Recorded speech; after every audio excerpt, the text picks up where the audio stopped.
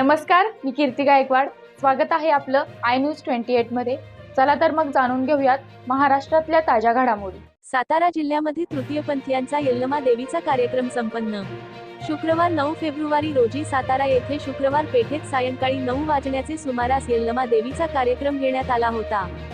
या कार्यक्रमामध्ये सुरुवातीला देवीची स्थापना करून देवीची ओटी भरण्यात आली व देवी पुढे श्रीफळ वाढवून सर्वांनी मनोभावे यल्लमा देवीचे दर्शन घेतले व नंतर कार्यक्रमाला सुरुवात केली. ढोल व हलगीच्या सुरात सुरुवातीला देवीची गाणी घेण्यात आली होती. नंतर विविध प्रकारच्या गाण्यावर तृतीयपंथीयांनी डान्स केले. या कार्यक्रमानिमित्त तृतीयपंथीयांनी भोजन ठेवले होते. हा कार्यक्रम पाहण्यासाठी सातारा शुक्रवार पेठेतील अनेक महिलांनी उपस्थिती दर्शवली होती. हा कार्यक्रम रात्री 12 वाजेपर्यंत चालू होता. देवीच्या कार्यक्रमामध्ये तृतीयपंथी हिना गोगावले व आलिया मोरे यांनी सुंदर डान्स केला. भाविकांनी त्यांच्यावर नोटांची उधळण केली. सर्व भाविकांचे चेहरे आनंदी दिसत होते. या कार्यक्रमाला सामाजिक कार्यकर्ते राहुल जाधव सर यांनीही उपस्थिती दर्शवली होती.